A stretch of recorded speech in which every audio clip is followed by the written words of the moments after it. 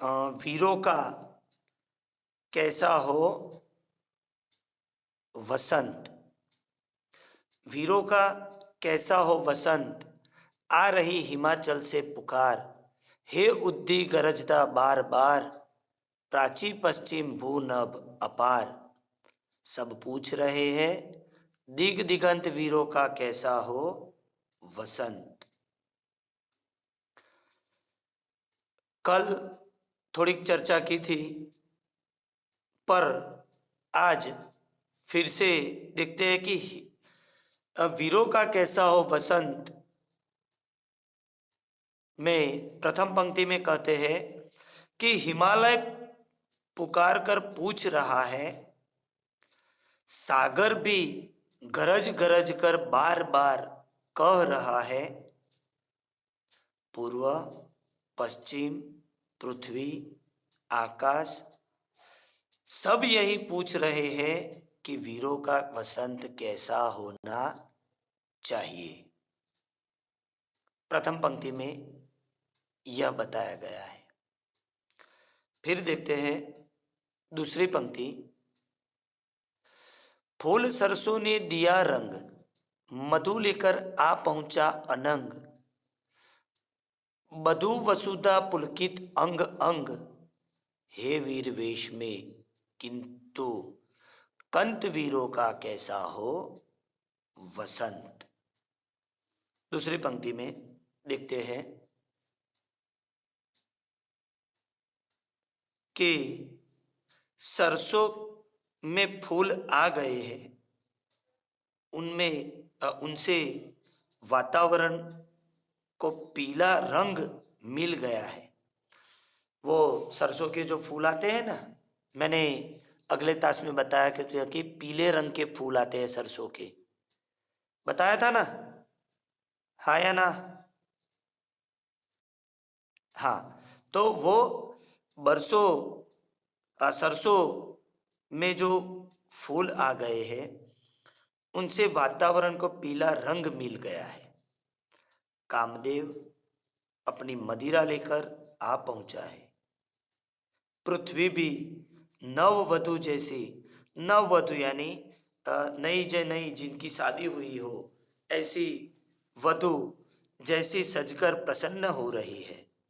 परंतु नायक यानी वीर पुरुष को इसमें दिलचस्पी नहीं।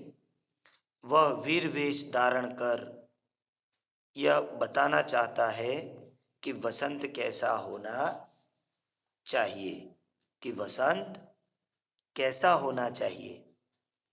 यह दूसरी पंक्ति का अर्थ मैंने बताया। अब देखते हैं तीसरी पंक्ति। भर रही कोकिला इधर तान, भर रही कोकिला इधर तान, मारू बजे पर उधर गान। हे रंग और रण का विधान, मिलने आए हैं आदि अंत, वीरों का कैसा हो वसंत। इसका अर्थ होता है कि इधर कोयल ताने भर भर कर फूंक रही है और उधर युद्ध के बाजे बज रहे हैं। एक और वसंत का रंग है और दूसरी ओर युद्ध की तैयारी है। ऐसा लगता है जैसे आदि और अंत के रूप में जीवन के दो पहलू मिलने आए हैं और पूछ रहे हैं कि वीरों का वसंत कैसा होना चाहिए। वीरों का वसंत कैसा होना चाहिए, ये तीसरी पंक्ति का अर्थ हुआ। अब देखते हैं चौथी पंक्ति। चौथी पंक्ति में कहा गया है कि कह दे अतीत अब मौन त्याग, कह दे अतीत अब मौन त्याग, लंके तुझ में क्यों लगी आग, ऐ कुरुक्षेत्र अब जाग जाग। बतला अपने अनुभव अंत वीरों का, कैसा हो वसंत। इसका अर्थ होता है, हे अतीत, अब तुम चुप मत रहो और वीरों के वसंत के असली, वीरों के वसंत के असली रूप के बारे में बता दो। है लंके, तुम भी बता दो कि तुम में हनुमान ने आग क्यों लगाई थी। हे कुरुक्षेत्र, तुम भी जाग कर बता दो कि भारत का युद्ध क्यों हुआ था। तुम सबको बता दो कि वीरों का वसंत कैसा होना चाहिए। हल्दी घाटी की शिलाखंड, ए दुर्ग सिंह गढ़ के प्रचंड, राणा ताना का कर घमंड, दो जगह आज स्मृतियां ज्वलंत, वीरों का कैसा हो वसंत।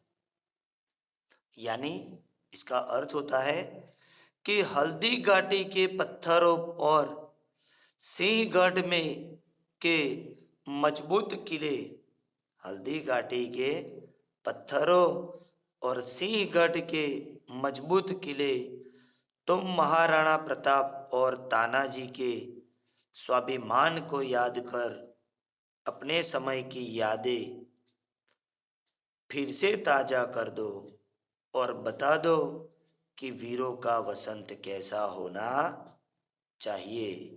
वीरों का वसंत कैसा होना चाहिए। अब आखिरी पंक्ति देखते हैं। भूषण अथवा कवि चंद नहीं, भूषण अथवा कवि चंद नहीं, बिजली भर दे वह छंद नहीं। हे कलम बंदी स्वच्छंद नहीं, फिर हमें बता दे कौन हंत, वीरों का कैसा हो वसंत। यानी आज भूषण अथवा चंद बरदाई जैसे वीर रस के कवि नहीं है, ऐसे छंद भी नहीं है जिन्हें सुनकर लोगों में बिजली भर जाए। इसके अतिरिक्त हमारी कलम पर भी पाबंदी लगी है, खुलकर कुछ लिखना भी संभव नहीं है।